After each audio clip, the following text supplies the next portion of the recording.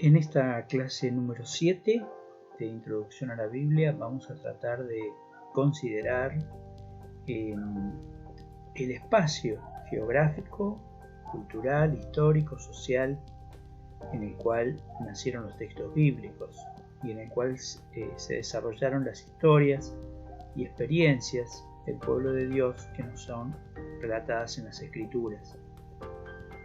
Para una correcta lectura de la Biblia y una correcta, adecuada interpretación, y para que podamos extraer del texto bíblico toda su riqueza y significado, es muy importante que tengamos algún conocimiento, aunque no sea más que somero, de este mundo de la Biblia, el mundo bíblico.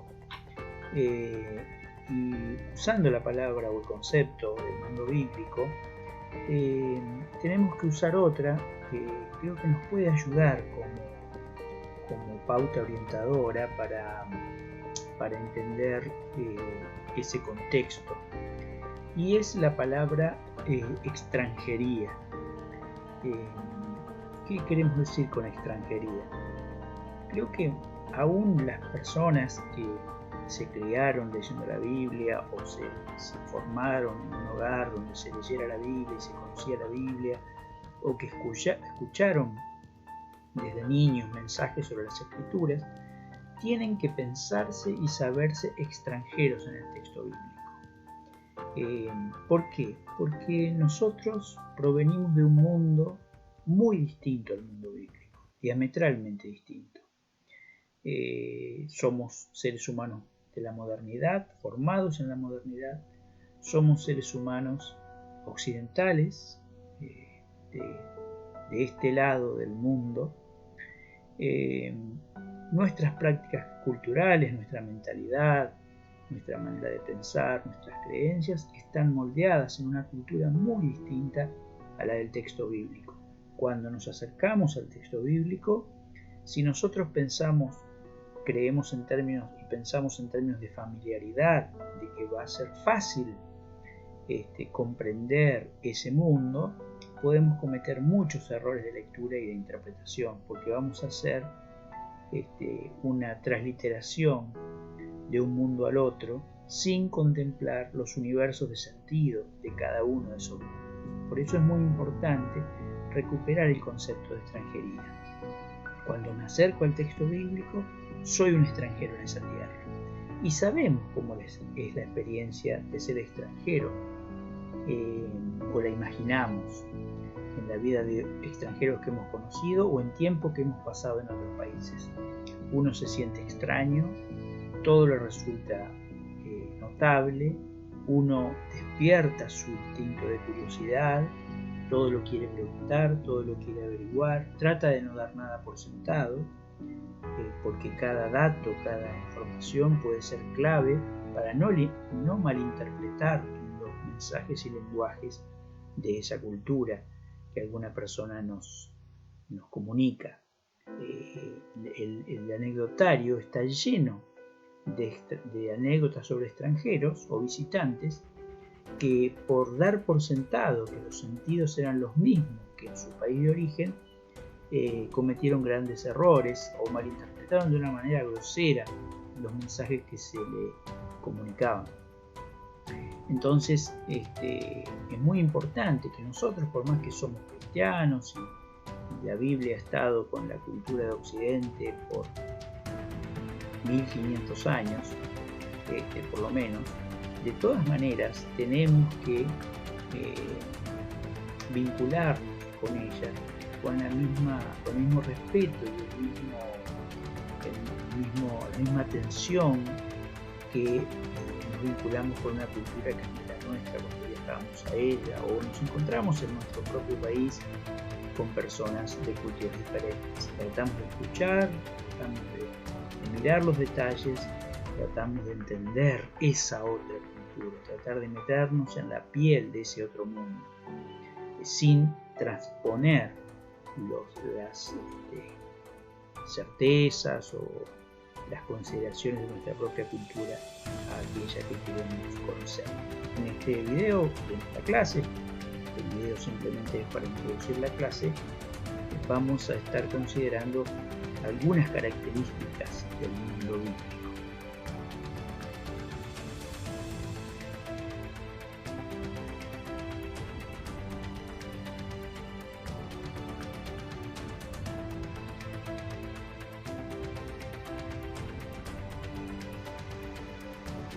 Primero, analicemos algunas características del espacio geográfico en el cual surgen los textos bíblicos.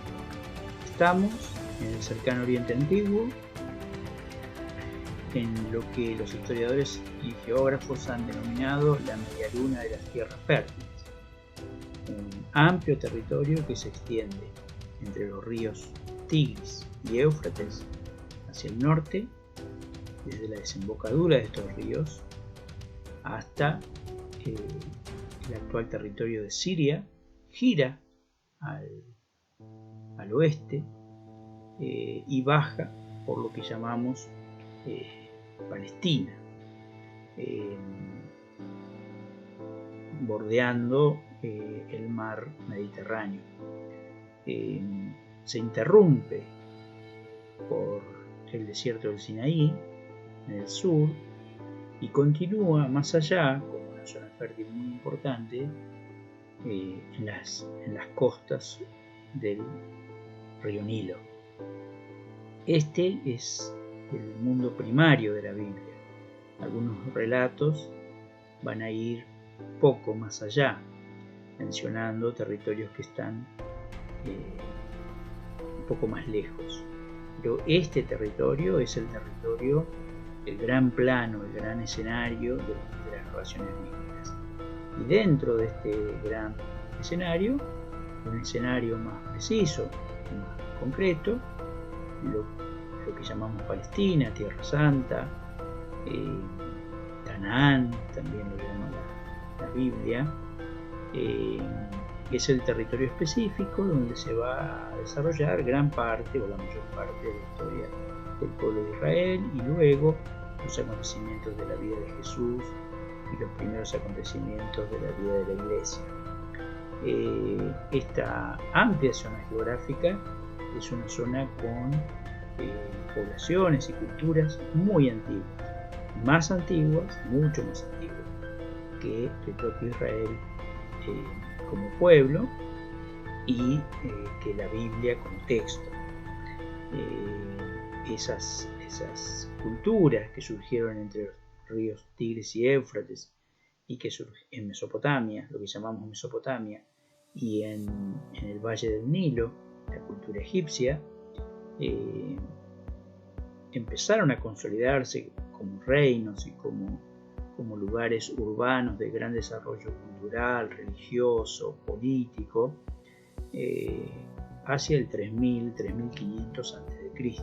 Allí se desarrolló la escritura dentro de esas sociedades agrarias y también complejos culturales de relativa complejidad. La cultura egipcia es muy rica, la cultura egipcia antigua, en manifestaciones religiosas, en formas culturales. Lo mismo podemos decir de las distintas etnias y culturas que poblaron no solo la Mesopotamia, sino un territorio que no hemos mencionado todavía, que queda un poco más al norte todavía de Siria, que es la península de Anatolia, un lugar muy importante también, un espacio geográfico muy importante también para el desarrollo de la historia bíblica.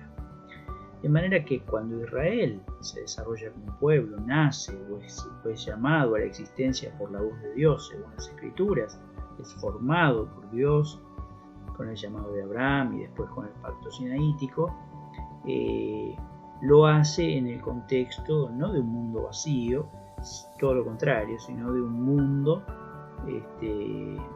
pleno de historia, pleno de intercambios comerciales, de guerras, de luchas dinásticas, de la sucesión de distintos pueblos y monarquías que disputan ese territorio, digamos, ¿cierto? Entonces, Es una historia a la cual Israel se suma, y eso es un elemento importante para tener en cuenta. Y se suma como un pueblo esclavo, un pueblo débil, un pueblo sin una cultura desarrollada, un pueblo más bien débil frente a estas potencias, como pueden ser los reinos babilónicos y neobabilónicos, el reino asirio, los hititas y el largo desarrollo de las formas monárquicas e imperiales en Egipto. Entonces ahí tenemos un primer contexto, ¿cierto? Un Israel que nace en un espacio geográfico, político, militar, económico, que ya está constituido cuando Israel empieza su historia, su recorrido histórico. El otro elemento que tenemos que entender también es el tipo de organización social que predomina en ese mundo donde surge la Biblia. Esa organización social es básicamente la de las monarquías asiáticas, que son monarquías gobernadas por una doble élite. Una élite religiosa constituida y consolidada en los templos, y una élite política, preferentemente guerrera, que organiza el espacio, sobre todo el espacio de gobierno y el espacio militar. Decimos dimensión religiosa y decimos religión política, haciendo la salvedad que lo religioso y lo político no eran pensados en la antigüedad como lo pensamos en la modernidad, como esferas separadas, sino que eran esferas que estaban imbricadas la una en la otra, engarzadas la una en la otra. No había en la antigüedad un acontecimiento que siendo religioso no fuera político, o siendo político no fuera religioso, o siendo político y religioso no fuera económico. Es decir, las esferas sociales no estaban separadas como lo están en la cultura moderna. Un buen ejemplo de esto son los diarios. Nuestros diarios están armados por secciones: política, economía, internacionales, deporte, espectáculos, que es un reflejo de cómo pensamos la sociedad. Las sociedades antiguas no son así, son sociedades donde todos los elementos sociales están engarzados los unos en los otros. Y esto es importante para entender la lectura de la Biblia, porque hay temas que nos pueden resultar invisibilizados si no entendemos esto, y es importante tenerlo en cuenta para leer los textos bíblicos. Y esas jerarquías que llamamos, para nuestra comprensión, políticas y militares, y por el otro lado religiosas, están representadas por las dos grandes instituciones de la antigüedad, del gobierno antiguo, que son el templo y el palacio. Esa estructura la vamos a ver reflejada también en Israel, ¿cierto? Templo y palacio van a ser elementos del Israel antiguo, muy importante para la vida social, y estos son formas y modelos de organización social que Israel toma de la cultura circundante. En ese sentido no innova, no inventa. Obviamente después le da su propio carácter de acuerdo a la fe de Israel y a su experiencia religiosa y cultural propia, pero en esto la experiencia de Israel es muy similar a la de los otros pueblos. Las instituciones son las instituciones antiguas que tienen una alianza de élite político-religiosa y económica que rigen a las sociedades. Las poblaciones son formalmente libres, salvo una pequeña proporción de esclavos, pero el campesino, estas son sociedades agrarias, que es otra característica, ganaderas y agrarias, ¿no es cierto? Agricultores y ganaderos, los ganaderos en general nómades, el campesinado y el pequeño productor agropecuario, digamos, son formalmente libres, pero es una libertad que tampoco es una libertad moderna, ¿no es cierto? Es una libertad acotada, que está sostenida y regida por una autoridad bastante estricta y con amplias prerrogativas sobre la vida de los seres humanos. No existe el concepto de derechos. Sí existe el concepto de tradiciones y de resguardo de esas tradiciones que generan algunos espacios para las personas para poder construir su vida o tomar algunas decisiones dentro de estos poderes que tienen características un poco omnímodas, ¿no es cierto? Y un elemento más que queremos señalar en esta parte es que esas instituciones, templo y palacio, también son instituciones económicas. No existen en la antigüedad los ministerios de economía, pero los templos cumplen funciones económicas muy importantes de percepción de la producción, percepción de la renta, de los tributos y redistribución de los bienes que la sociedad produce. De manera que estas instituciones también cumplen un rol de organizaciones, de organización económica de la sociedad a la cual rigen, y esos elementos también los vemos en estas instituciones en el pueblo de Israel.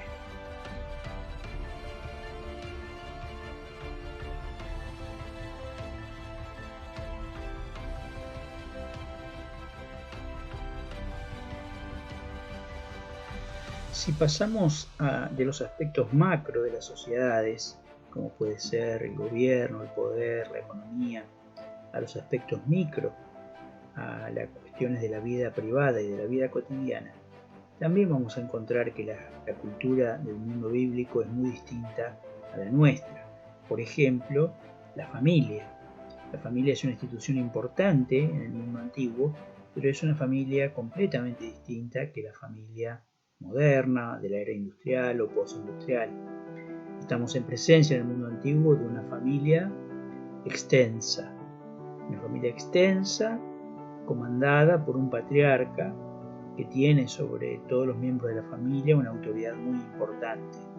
Todas las generaciones vivas de esa familia conviven en el mismo espacio, sea un espacio de una vida nómade en carpa o en los pequeños pueblos o ciudades de este mundo. Esa familia está regida por tradiciones, por costumbres, y esas tradiciones y costumbres deben ser respetadas por todos los miembros, y las obligaciones que los roles familiares asignan. Hay una prevalencia de la voz masculina y las mujeres tenían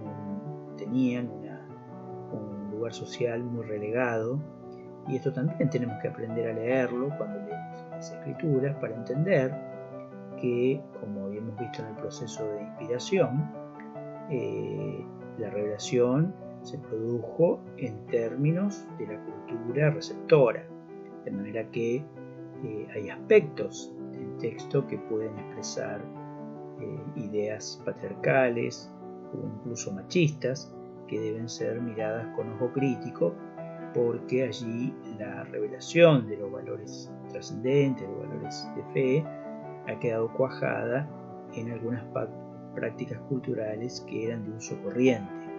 Dentro de la familia también podemos pensar la institución del matrimonio, la manera en que se concertan los matrimonios, en que se llevan a cabo, en que se disuelven o no, también responde a prácticas culturales de la época, los hijos, el modo en que estos son educados, la importancia que tienen los hijos en la vida de las personas es muy importante, porque en el mundo antiguo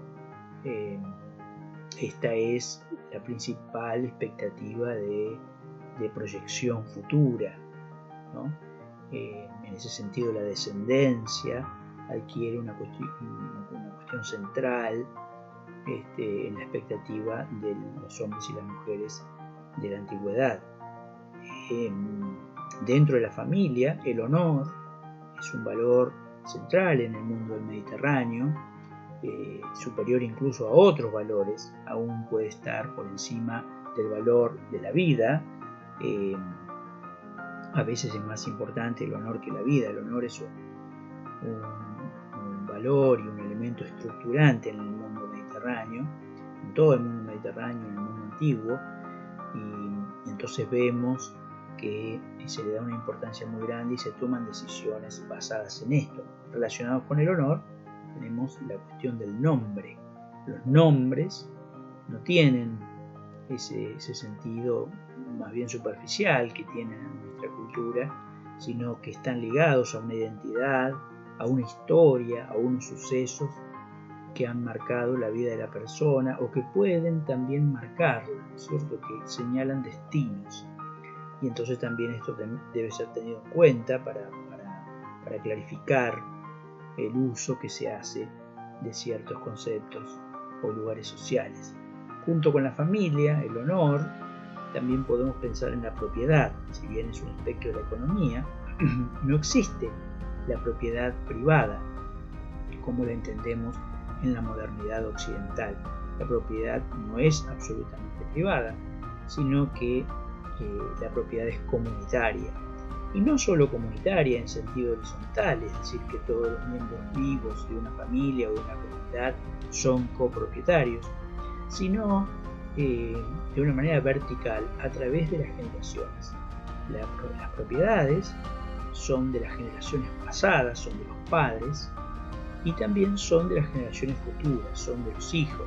Por eso en el Israel antiguo la expropiación de las propiedades no estaba bien vista, y la ley, la Torá, estableció distintos mecanismos para que en el caso de que las familias perdieran sus propiedades, esas propiedades volvieran a sus tenedores, para no decirles propietarios, tenedores originales, a sus mayordomos. La tierra del Antiguo Testamento, la tierra del pueblo de Israel, es la tierra de Jehová, y Jehová se la da al pueblo de Israel, y el pueblo de Israel la reparte por familias, y esas familias deben conservarla a través de las generaciones. Otro elemento que también tiene que ver con la cultura del tiempo es la cuestión de la muerte, los ritos funerarios y las expectativas que el hombre y la mujer del mundo bíblico tienen, ¿cierto? Si nos vamos bastante atrás en la historia de la Biblia, vamos a encontrar que no había una expectativa de eternidad. Se pensaba que las personas que morían iban al Seol, que era un lugar de inacción, ¿cierto? Un lugar de penumbras, no de tormentos, sino un lugar de no actividad, de no vida, de vida de baja intensidad. Entonces, para el hombre y la mujer del antiguo Israel, las expectativas de la vida quedaban centradas en esta: tener una vida honorable, morir en paz, no por un acto de violencia, morir anciano, como dice la Biblia, lleno de días, tener descendencia. Eso eran algunos de los: ser sepultado con los padres en algún solar familiar. Esas eran las expectativas del hombre y la mujer del Antiguo Testamento. Obviamente en el Nuevo Testamento esto va a cambiar, y sin alargar demasiado este video, digamos que hay que sumar a todo lo que hemos dicho, y en la bibliografía lo vamos a poder encontrar, a esto que hemos dicho del mundo bíblico, sobre todo centrado en el mundo de Palestina, en el Nuevo Testamento algunas características del mundo grecorromano, que es otro conjunto sociocultural. Si bien comparten muchos elementos con el mundo del Mediterráneo, que es una zona geográfica más amplia y con valores comunes, la cultura grecorromana había desarrollado sus propios parámetros, propios, originales, ¿cierto?